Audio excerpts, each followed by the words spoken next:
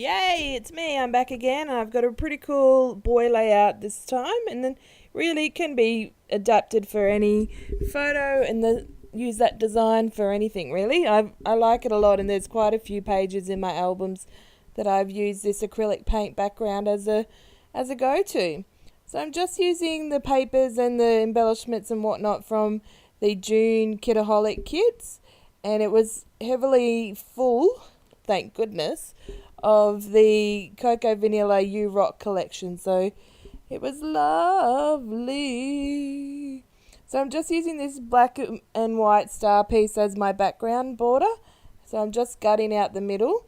So as you can see, you just use the, what's that called? The trimmer to cut inside square.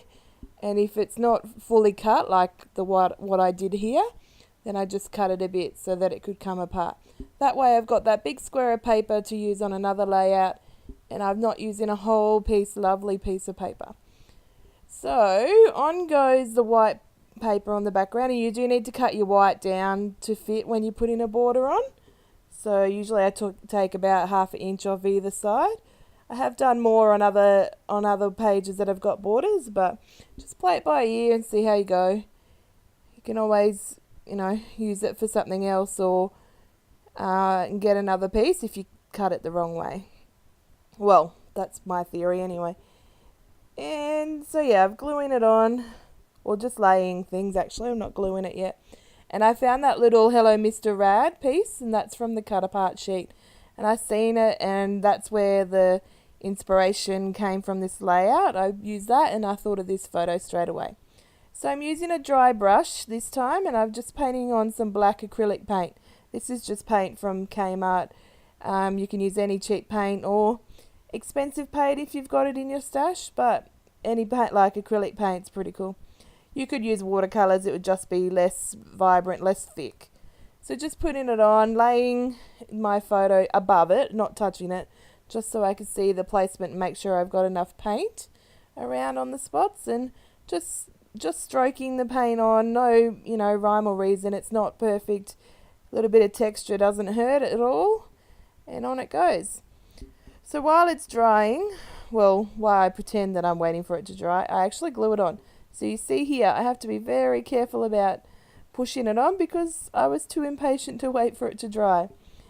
Probably learn from my lesson and actually just let it dry, or use your heat gun, because it's a lot easier to stick something on when it is dry. So I really love that the photo is a large one. It's a 6x8 photo, and it just takes up a whole, it's the big focus of the page. So it's really lovely. And this is my little Bubba, my youngest, who is not much of a Bubba anymore. He's 9 years old.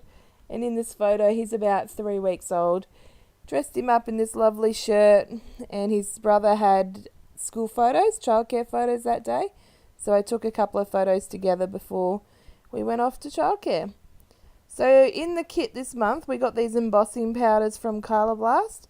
And it was one of the first times I'd ever really done this embossing technique. So stick along with us here. Stick along with this video, because you'll learn a tip or two of what not to do. So I made sure it was dry, because I figured I better probably do that before I stick on some of these embossing. I used a star stamp and my Versamark, is that what it is? The ink that is specially for embossing, really wet. So I put on 2 colours, and therefore can't put that excess powder back in the box because I've just mixed up the colours.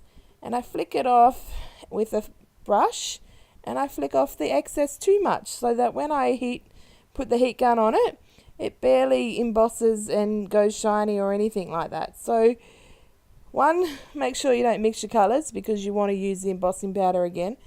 2, don't use a paintbrush and flick off all the excess paint. What was happening is the embossing powder was sticking to the acrylic paint, but what I needed to do was just flick it on the back, but then heat gun it, because it wouldn't have melted without the stamping behind it. Anyway, I move along. I get a different star stamp, and I do it this way. Look, I'm not mixing the colours. Yay! And on goes some orange. On. Obviously, I'm just thinking, right, orange sticks out better than the silver on the black. So orange is my go-to at the moment. And I flick it off, wipe it off. So I'm being a bit more careful now when I flick it, when I wipe it with the paintbrush. So I'm not getting it on the stars too much. But I do wish it was a bit thicker. Actually, when I did another layout and tried it again, I was much more successful. So it might be because it was on acrylic paint, or it might just be because I was working out all the kinks, and this is probably not the best way. Well, not necessarily. It is good to, experiment, and sometimes the best way to experiment is while you're doing a layout and making it go, flowing with the creativity. So as you can see, it is embossing really nicely. It's melting and making that shininess stick out, and I just figure I would cover over those parts that I didn't like, and I knew that section where I was going to cover it with the photo is where I experimented to begin with.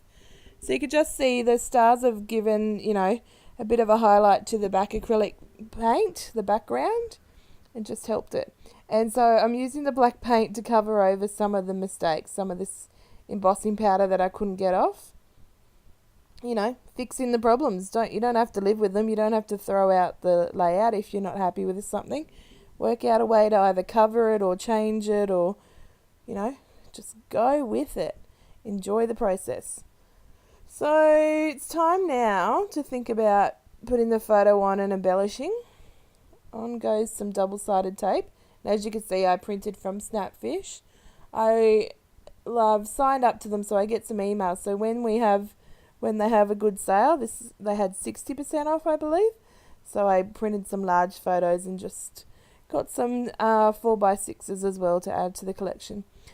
There was a whole pile of stars in the embellishment pack, also in the wood veneer pack that especially made to come with the kit. So that's what's going up the top corner there. I'm layering it just to make sure it's what I want. And this tab is a wood veneer tab, and on it goes. It's got some stars as well. It's just a nice little addition to bring the wood veneer from the top down to the bottom to tie in the whole layout.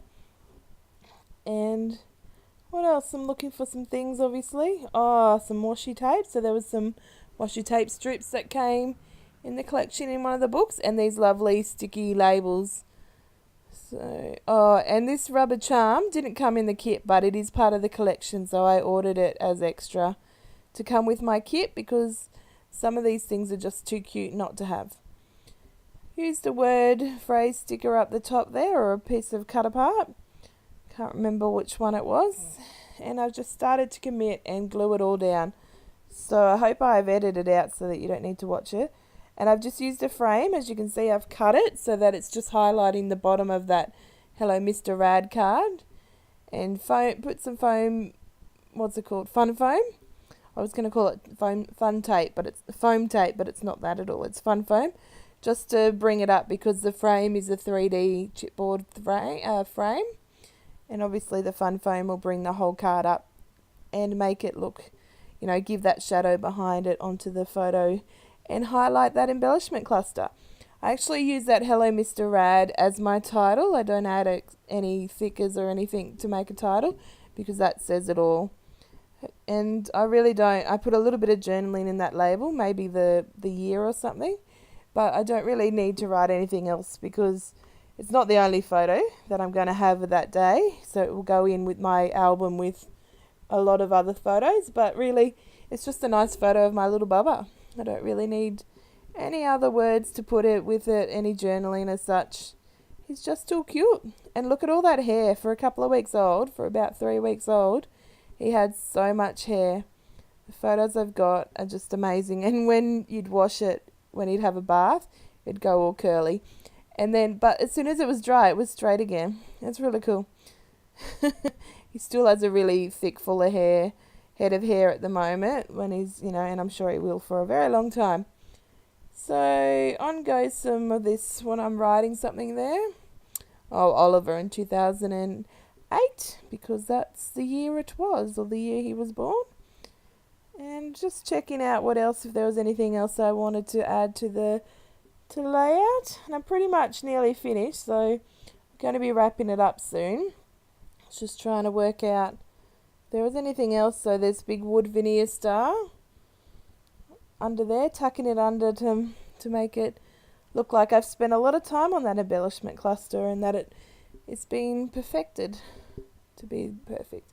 Oh yes, the enamel dots and the enamel crosses, they were so lovely and such good colours. So on they go, and I finished the layout by putting those on so you can see the close-ups. Thanks for watching.